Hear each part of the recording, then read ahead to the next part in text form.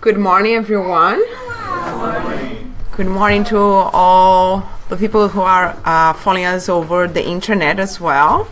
It's always nice to be here on a Sunday morning, all together here to learn a little bit more, to study together, and for one more lecture on this beautiful sunny day. It's always easier to get out of bed in a day like this. Before our lectures, as always, we're going to have our initial reading and our initial prayer, which is going to be our friend Eli who's going to do for us. Good morning. The reading today is from Happy Life, Divaldo Pereira Franco by Joana de Angelis. Your life does not end at the grave. With your consciousness, you will learn for an eternity, gathering values that will never be consumed. Every lesson that delivers one from evil is incorporated in the soul as an indestructible life force. If death were the end of life, the universe would be meaningless. Creation would fade away and the thinking being would have no point. Everything, however, urges us to eternal glory, to the continuation of existence, to unceasing progress. Study and work without ceasing, with your eyes on your spiritual future, living happily today and fully always. May God bring us today the knowledge and the openness to understand one more point of His teachings, of His way of life, to better us, to bring us near Him, and to understand how life can be so grateful if we focus in our spiritual life and the good that we can do to us and to others. So be it.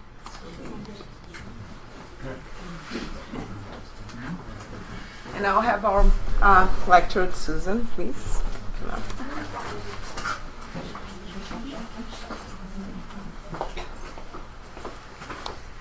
Hi, good morning, everyone. Good morning. And namaste. My name is Susan Glass. I live in Toronto, and I'm part of the Joana de Angelis Spiritist study group. And through Marco's idea, we are doing this exchange where we bring someone from Joana de Angelis here, and we send someone from here to Joana de Angelis. So we get to know each other, we can learn different ways and become one group, right? For one cause. That's what the purpose. Today, I brought a subject for us to study a little bit, and that subject can be sometimes very hard, frightening, but we need to talk about it. The more we talk about it, the more we understand, the better and the more control we have on our life and how we conduct our life here and there. Okay, so we're gonna see a little bit. I have a PowerPoint presentation with lots of information. It helps me as well. I don't do a lot of studies in English. Mostly our studies are in Portuguese. So there's going to be quite a bit of information, so it helps. Okay? It helps also us, if we read, sometimes we understand it better. Okay? The way we study at Joana de Angelis is a lot more, it's a very interactive. So I encourage everyone, okay, to help me on the study. So ask questions, share an experience, it will make our study a lot more real to us if everyone brings your own experience. And that's how we learn with each other, and not just from the books or from a lecture or from the information. It's very important that our relationships, it's through our relationships that we are going to learn our lessons. We cannot do this alone. So let's share what we have. Let's share what we feel, what we've been through. So we understand that everything that we go through, it's very common to everyone. We are not alone in this path. Okay? So now what we're gonna see here tonight, the word death can be very impactful, right? And on the question 154 of the Spirit's book, Allan Kardec asked the spirits, in what sense should we understand eternal life? And for now, we are very limited. Our vision, it's still very limited. It's very hard for us to understand the word eternal, infinite. Like if I ask you to describe to you, what is the infinite? There's no way we can, our mind, the way we are now in our evolution, we still cannot grasp the true meaning of eternal. We're still very, very limited. We just see very, not that far away. But we have to start somehow expanding our mind, right, in a way that we can really start to understand things does not happen that fast. Okay, we have time to learn, so we can relax, and we can do this path that we want to do calmly, right? Taking our time to make sure we understand, because our reason needs to be with our heart on everything we do. Okay? So and then the spirits answer. The life of the spirit is everlasting. The life of the body is transitory and fleeting. When the body dies, the soul re-enters the world of eternal life. This should be so simple, right? What does that mean? That means that we don't die. Simple. So, how do we explain that those who do believe in the immortality of the soul still show a strong attachment to the earthly life and a great fear of death? So why do we still fear death? Anybody have any idea, any insight would like to share? What do you think? Why do you think people still fear death?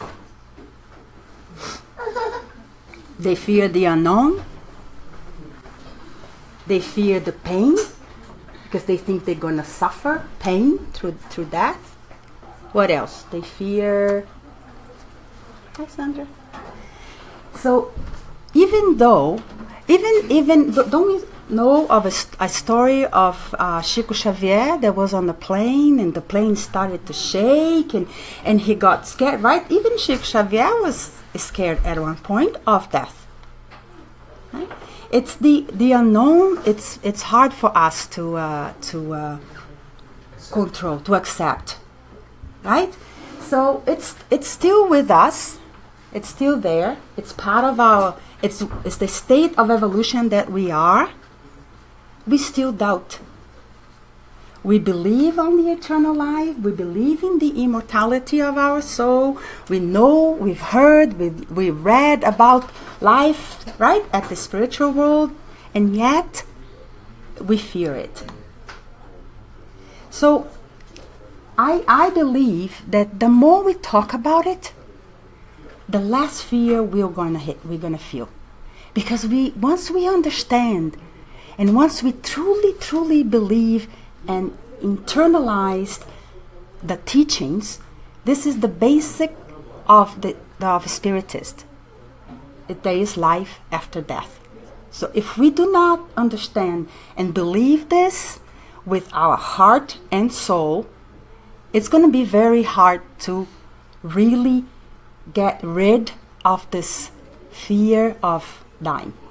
Okay, so it's not easy, but it can be done, and the way we do it is by talking about it. It's by understanding what happens. So let's talk a little bit about death today. So the first thing we wonder is what happened when you die? What exactly happened? What happened? How is the separation? There's a soul, there is a body, there's the we call the envelope, right? The perispirit. How does that happen? There is a time when this is going to happen, right? There's going to be a separation. So during life, a spirit is held to the body by its semi-material envelope, the perispirit. Okay, very technical. It will take us probably a few months to talk just about the perispirit, because it's a lot of tech. We're not going to get into that technical this today. Okay, we're just going to understand that we have a body, we have a spirit, and we have a perispirit which attaches the body to the spirit. Okay, death destroys the body, but not this second envelope, which separates itself from the body at death. So this body, it's destroyed, nothing else.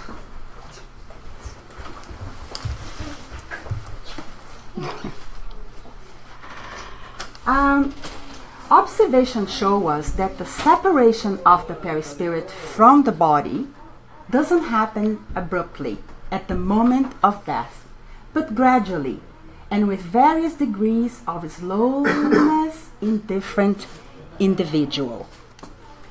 The closer a spirit has identified itself with matter, the greater the difficulty it will have in separating itself from its material body. Okay, so what's our homework? What do we have to do? We have to slowly become more and more spiritualized, more and more focused on our evolution, our spirits, and let go our attachment to the material. Is it easy? We still need so much. We think we need so much yet, right? Life still imposes on us a lot of need for material stuff. We need a house, we need a work, we need a car, we need clothes, we need shoes, we need all, right? And the difference is the way we put on those material world.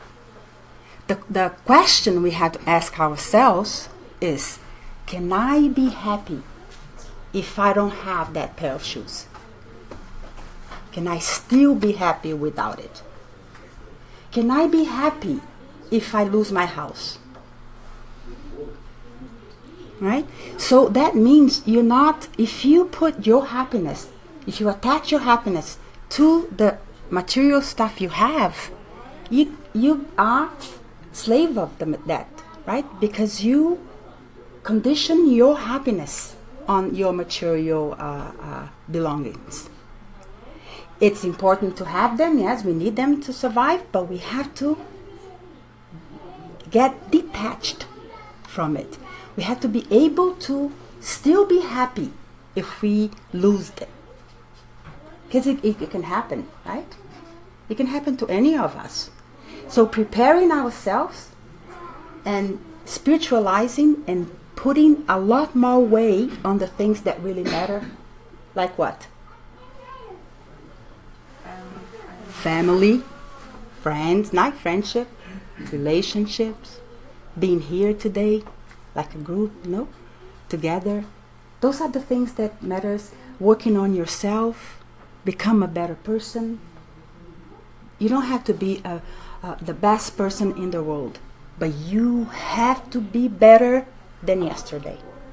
That's always asked from you. Just be better than the day before. Can it be done? It's up to us, right? Each one of us. Can I be better? That way, we are going to make the transition easier. when we go to the other next life. And that's what he means, because the more attached you are to the matter, even to your own body, right? If you give, it's very important to be healthy.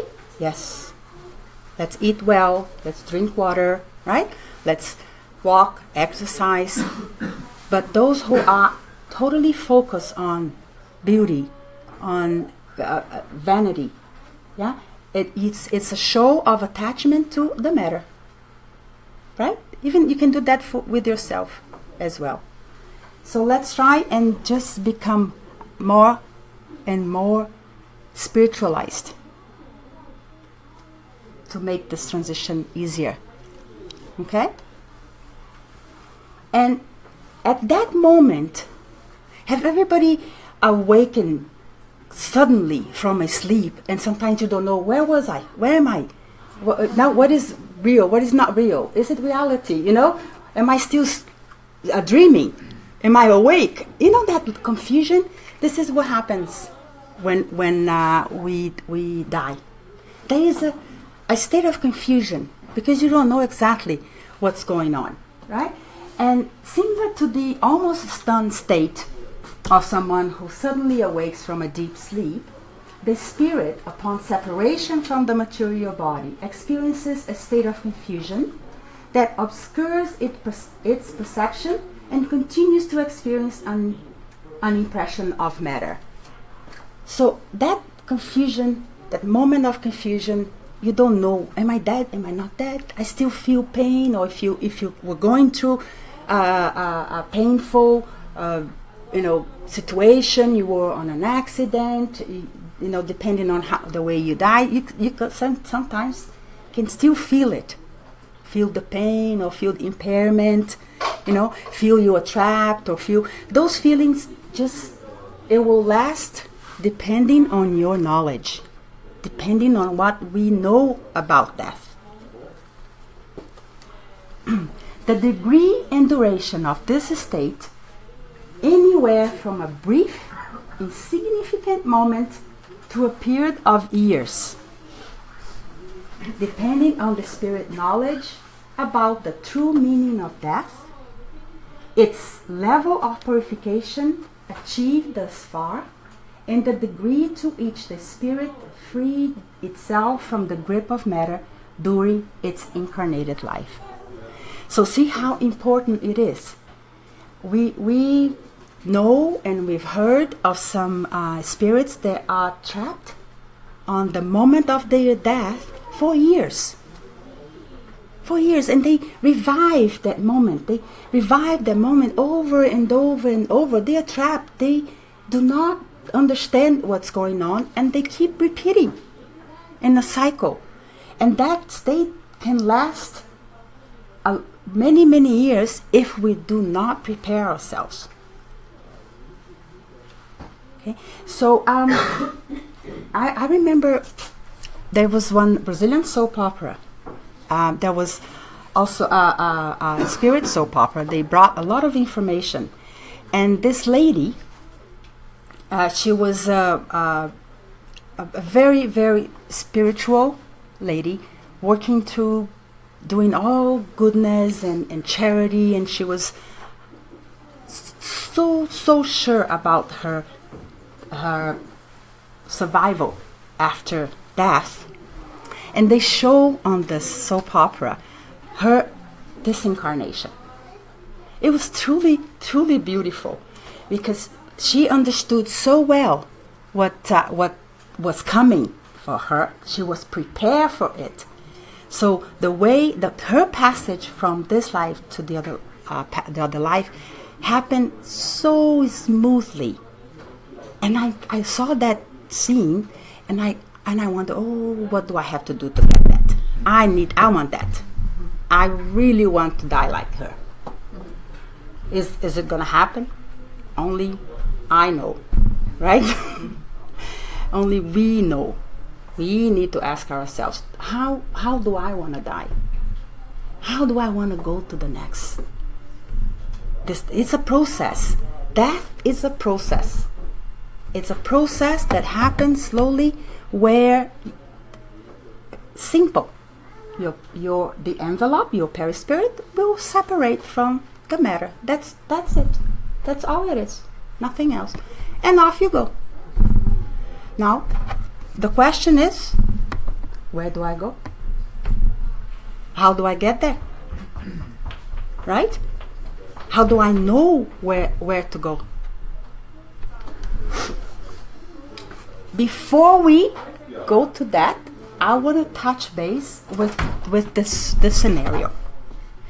It's people ask me very often, so what happened with cremation? Cremation. Is it painful? Is the spirit going to feel the burn when it happens? The spirit's still there, right? It's a process. It doesn't happen instantly. So if I die today and my family cremates me tomorrow, what happens? Because since I know it's a process, I know it doesn't happen instantly. So what do? We need to leave instructions to our family. Because we understand this, and this is very important. Let's read what I got here. So when cremating the body, what is the situation of the spirit? That's the question, right? So, although the dead body does not transmit any physical sensation to the spirit, however, the impression of the event is perceived by it with the possibility of psychic trauma.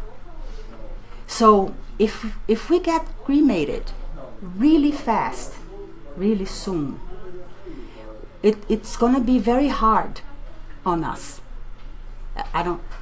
It can leave a psychic trauma. You can get over it, or if you understand really well, for somebody that is really, really, really aware and not evolved, it might get by. But for us, it might hurt. No, it might take more time for us to get over it.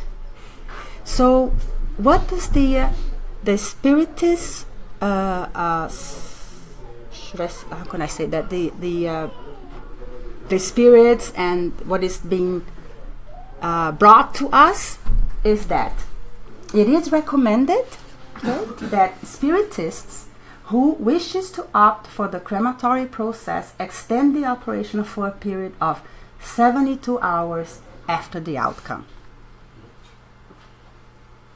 So that's 3 days, right? So if you want really to be cremated, it would be advised that you tell your family, wait 3 days before you cremate. Because we don't know how fast we're going to be able to do this.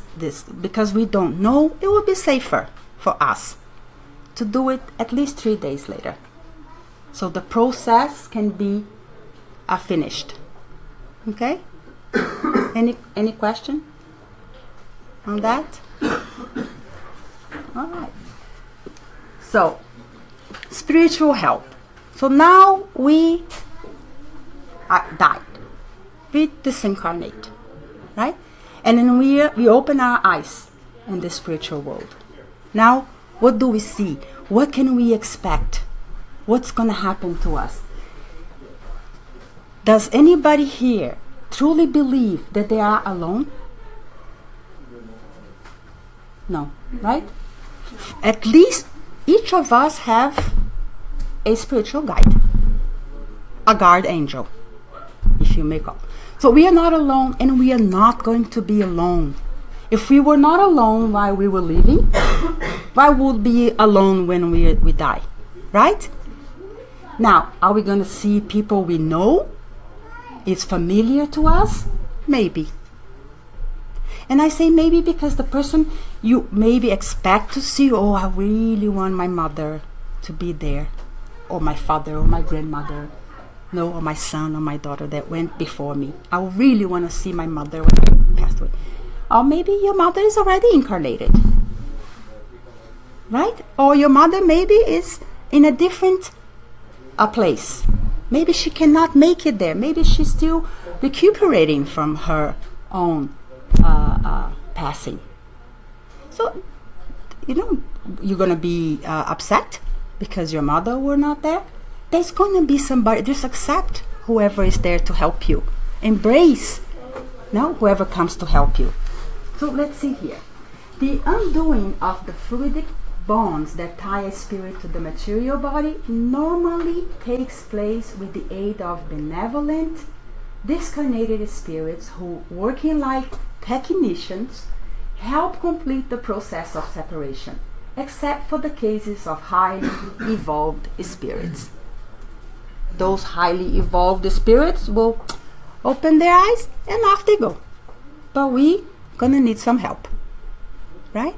And then there are teams of spirits, there are specialized, there are technicians to help this process, like the process itself, we know so little, but there are things that needs to be done that atomically at the atom level that needs to be disconnected.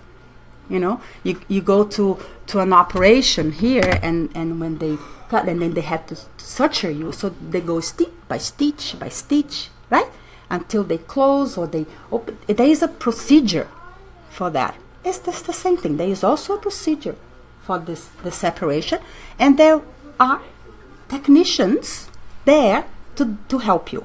Okay. Once released from the material body, so the separation is done. So the spirit returns to a particular zone of the spiritual realm, one to which it has the most affinity according to its state of mentality at the time. So that can be so many different places. If we imagine Earth, how many places you can go on Earth? Many, many places, right? Imagine this spiritual realm. There are many, many places. And sometimes you need to go to a hospital, right? Sometimes you need to recover because you are a spirit. You have your mind, your memories, the suffering or the happiness or the pain, or your body, it was deteriorated. The impression that you bring with you is what you were, how your body was on the last life. That's the first impression that you have when you disincarnated. If you are old, you're gonna see yourself old.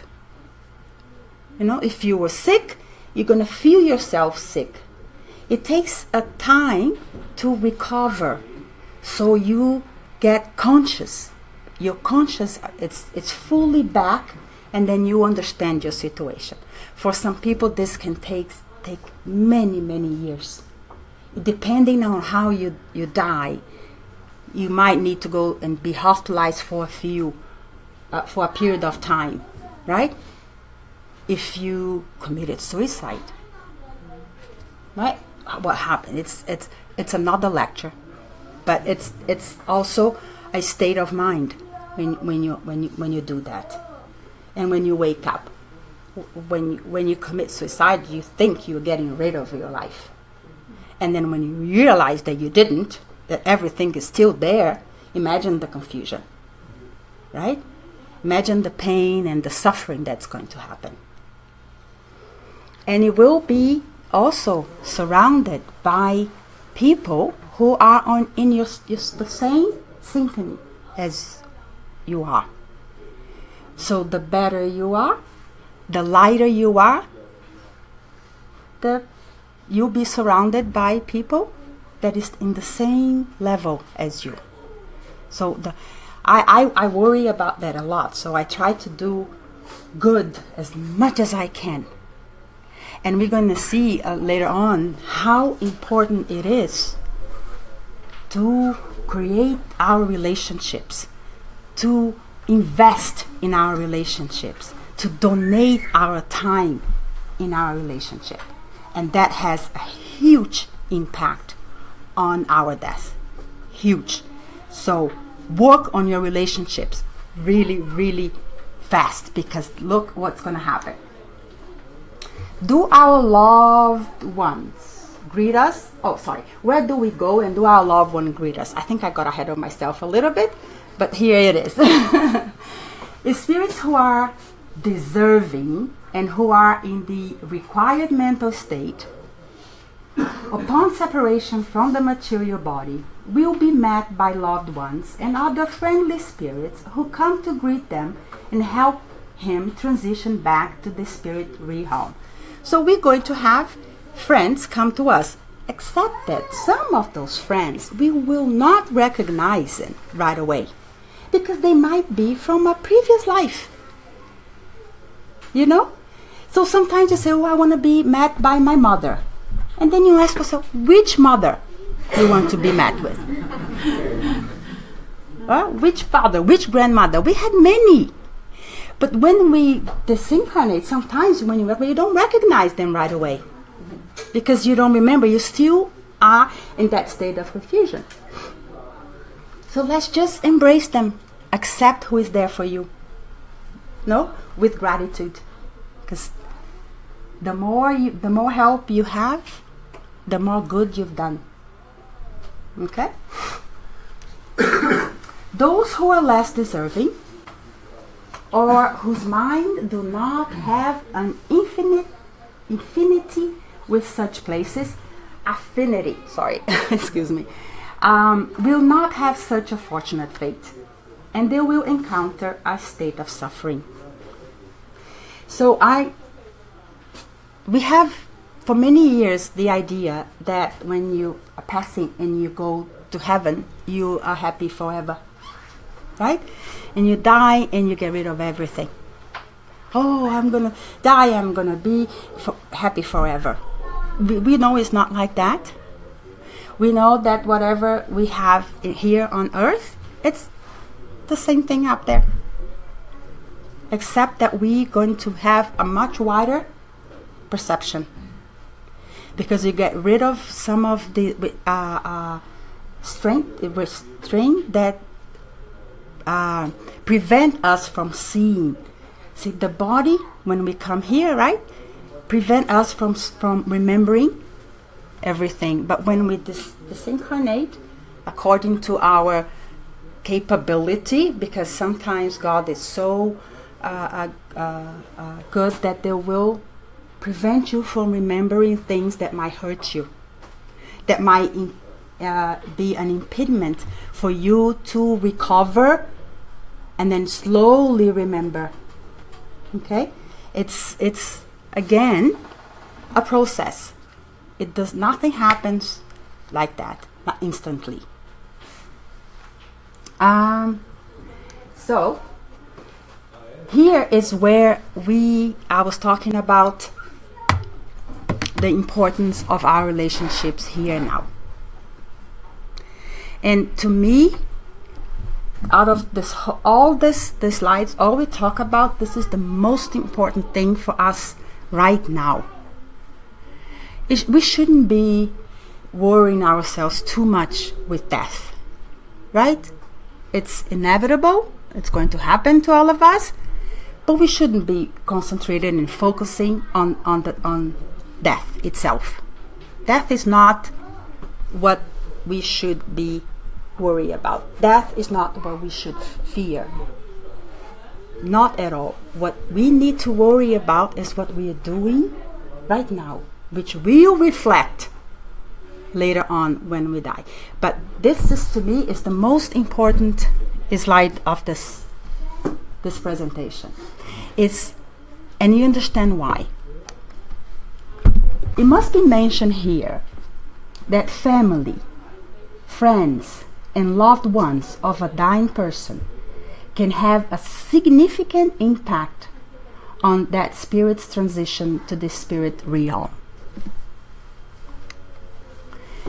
A period of sadness and a sense of loss is normal, especially for those who do not yet understand with conviction the extent to which life continues and to which the bonds of love keep us forever united. However, an exaggerated display of sorrow or desperation, especially one in which family members beg the dying person not to go, can not only make the disconnection process harder, but it will cause the spirit to suffer emotionally upon seeing the despair of its loved ones. So there are two aspects of this slides. Let me just, if you give me 1 second. Okay. Do we truly believe the power of a prayer? Who believes that prayer has power?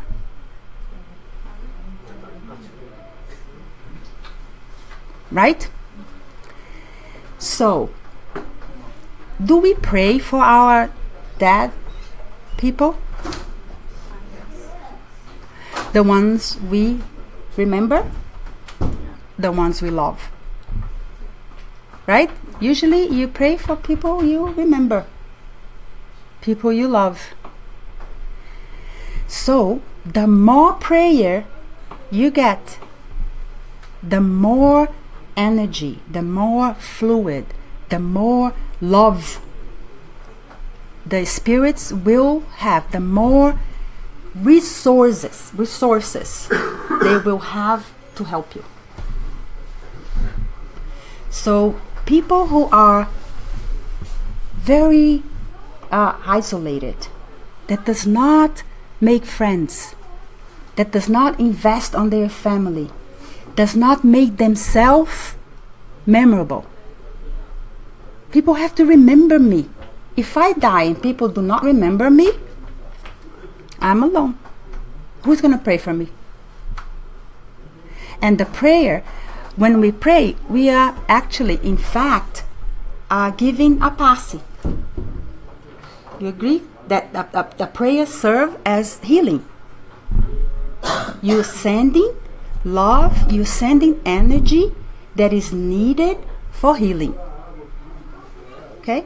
So the more people I have remember me, the more prayers I will get. And we need them. We need those prayers because the prayers will produce the energy and the material, the fluidic material that the spirits need to help us. So that's how it's so important. And for those who are gone and us that stayed behind, suffering, of course, we're going to suffer. But after that period of suffering, all we have to do is pray. Pray to give them what they need to recuperate, to get better. It's through our prayers that we can help them.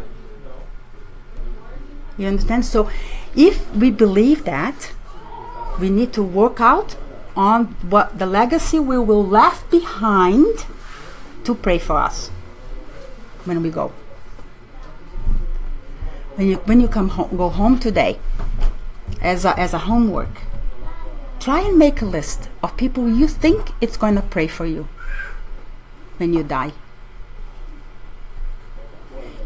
I truly believe that that friend is going to pray for me. Right? If you have a small family, the blood family, sometimes you have just a very small blood family. Go after and make sure you establish your spiritual family. Right? Grow your family. Our blood family is just one part of our family, right? We are all family. But if we don't invest on our spiritual family, identify your spiritual family, those who you feel so compelled to be friends with. Though you see someone and you really have this good feeling about that person and you become good friends, invest on that. That's your spiritual family. We know we don't meet each other here by choice. Right? Everybody's in everybody's life for a reason. And of course, a spiritual family, people that were together on a previous life, when they meet in this life, they recognize themselves. You have that feeling I've seen this person before. I feel like I know this person for years. How many times we say that? That's your spiritual family. That might have been a sister, your sister before, or your mother before. And you let go. You don't invest. You have this feeling, but you don't call the person, you don't talk to the person, you don't invite the person over, and you have to invest on your spiritual family and grow. Once you have a big family on earth, can you imagine all those people praying for you? It's wonderful. It's gonna be so amazing, and you, on return, will be able to help them out from there, right? Because there's gonna be a connection. This kind of relationship creates connection that it's forever. It will never go apart. It will never break, because it's a forever. It's love, right? Love connects you forever, from one life to the other, to the next, and to the next. And we all come here, so we'll eventually meet, because we deserve. Let's put this way: we're all working towards becoming better. So the more you deserve, the more life will help you find them. And then when you find them, take your time. Take your time. Invest in them. Positive thoughts and mental vibrations, prayers, and emotional stability will actually help the spirit to have a much easier return to its true home. And that's the power of prayer. Okay? So look at this. We are all visitors of this time and place we call Earth. We are only passing. Our objectives are to observe, grow, and love, and then go back home. Simple as that. Right? You were born, you go to school, you learn, right? And then you go on. This is exactly what we're doing here. We are coming here, we are learning, and then we go home.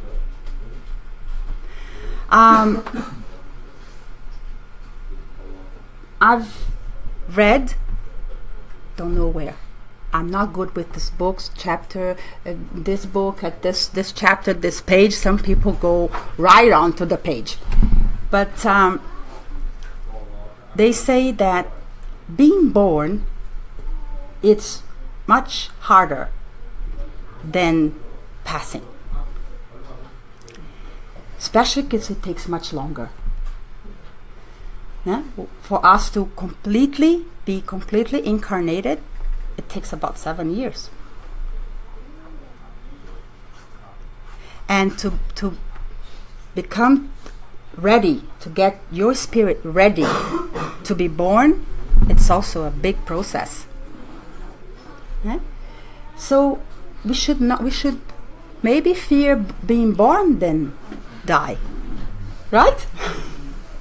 Because when we are coming here, we are taking upon ourselves a huge challenge.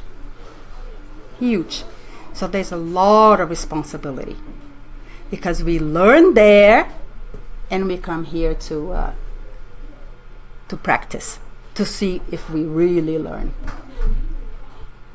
And I believe in something that is, I think it's absolutely, to me, it touched deeply. Somebody came to me one day and asked me, how do you know you are a good spiritist? Like, can you get a stamp and stamp on your front hat, I am a spiritist? Who here can really get up and say, I am a spiritist? What it means to be a spiritist? Right? How do you know your place in the evolution? How do you identify where you are on your evolution? Is it by coming to this meeting every Sunday? Is it by reading all Allan Kardec book, all Chico Xavier book? Is it by going and doing good? I say that the way you identify yourself on what level of evolution you are is by how you react to life. Our reaction to life shows our true person. It's when somebody comes to you and gossip. What do you do with that? Do you gossip back? Do you pass it forward? Do you listen? If you lose your job, how do you react to it? Do you get upset? Do you wish your boss dead? Right? The reaction to it. If you get sick, how do you react to it? Do you scream at God? Do you say, why me? Do you say, the reaction, that moment when somebody in traffic gives you a bad word or a bad sign, or how do you react to it? Do you go after? You give it back? Do you get mad? That moment of reaction, you will understand where you are in evolution. When you don't have time to think, when when you do not elaborate your thoughts, because that you can go and you can find information on a movie or a book of Allan Kardec, and you can elaborate your action and you can do it. Beautiful. Charity. What a wonderful person. It's giving so much. But those are things that you can't elaborate. But the reaction, no. Okay? So pay attention how you react. And then when you do see the flaws, because we all have them, when you see the flaw, try and fix it. Because when we see it, it's the first step. Is that you are aware of it. And then you have your first insight. And then it's a process, right? Oh, so I like to gossip. Oof. How do I get rid of this? Because sometimes it's an impulse. And then I say, okay, I'm not going to gossip. I'm not going to say that about my colleague. And 1 week goes by and I'm not going to say it. But you're dying to say it, right? And then 2 weeks and 3 weeks and 4 weeks, I say, oh my God, I'm a victorist. And then somebody come to you and said, oh, you know about that person? Oh yeah, that person did this, and blurp. You vomit. Isn't it true? And then you say, oh, I did it again.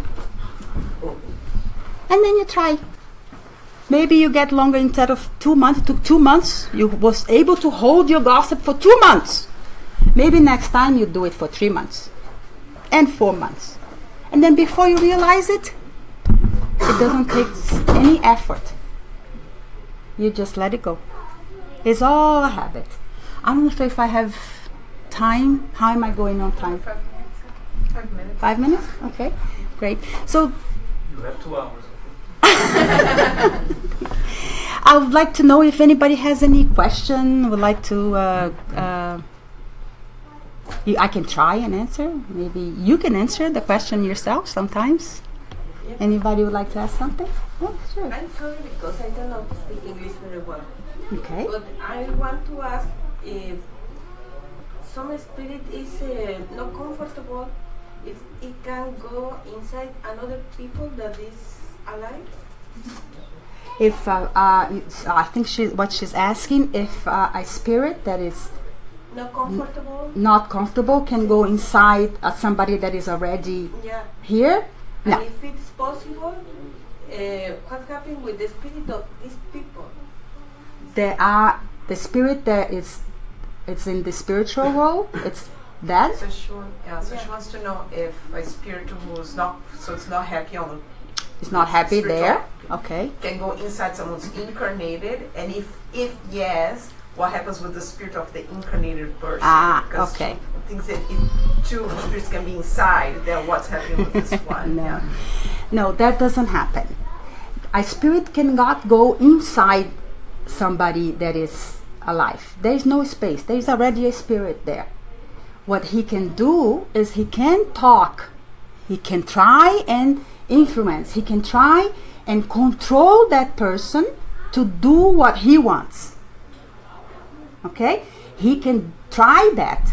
And if the person is not aware, or it's weak, or if he's not paying to attention, or if there is the same, sometimes it happens. And we call that obsession. In English, is that right? Yeah, obsession. Obsession. So a person comes and take control of that spirit, but he does not live inside the body. You understand? Yeah. So they can try to do that, and we have many cases. It happens. No, these are things that happen. Is if the person sometimes can get absolutely crazy, end up in a mental health, or the person sometimes gets so upset can kill themselves. A person can. There's so many different situations. If the person knows that he's being controlled, he can come to here and we can help the person. We can help the spirit. We don't help the person. We help the spirit, because it's spirit that needs help. Right? So we pray for that spirit. We help the spirit so the spirit can go on with his or her life. And then the person that is here, will feel fine again. Will feel themselves again. Any other question? Good. So I'd like to thank everybody, and I hope I was able to help a little bit. And thank you so much. I invite also anyone who would like to come to Joana de Angelis too, right? And I also always invite them to come here. So we all together fighting for the same cause, right? Which is our teachings of Allan Kardec, and our own personal evolution through charity. That's how. Oh, the location there is 1357, like that. The odd numbers 1357, Dundas Street West. Okay, thank you very much.